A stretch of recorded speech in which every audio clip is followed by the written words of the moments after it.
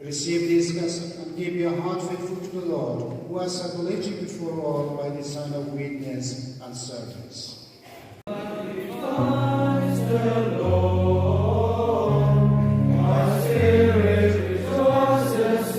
Haka jingle niam basong kun ha shrine jong udon Bosco ba khoj ha sora parish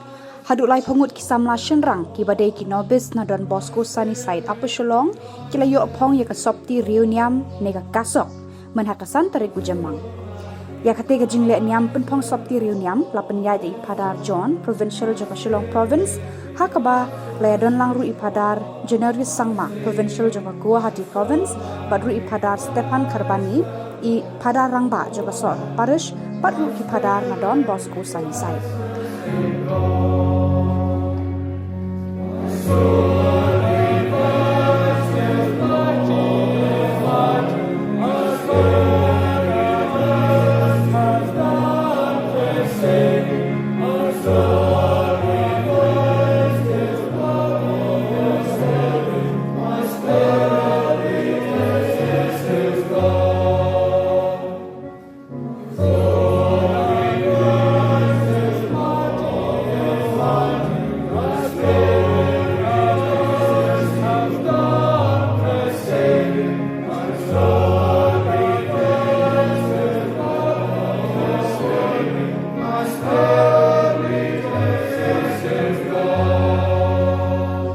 Hapdeng kejing jai-jai jong ka shrine upadar provincial Padar John ula ai ki mat puson balasot naka gospel bat naka jing puli beningkong halor ka jing koridor jong ka jing ko ngu ya ka hukum utrai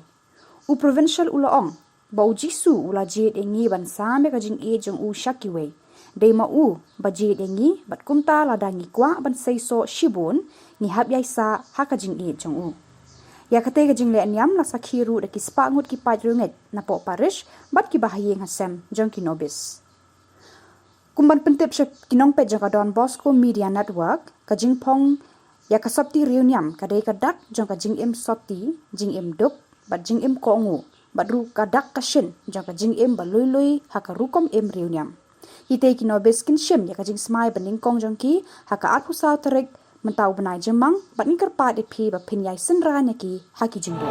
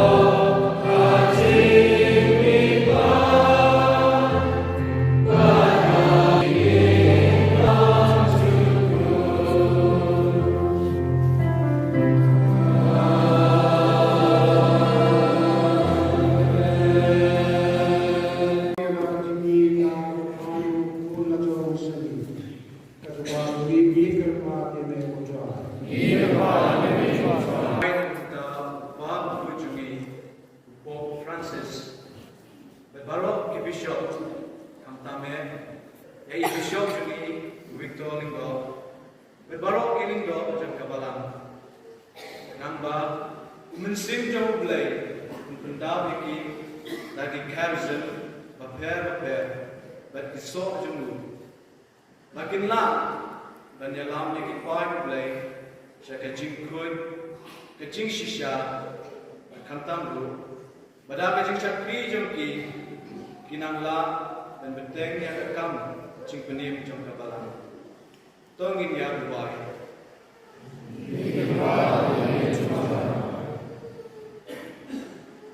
for the rector major of the Salesians of Don Bosco and his council and our provincials and their councils, especially Reverend Father John who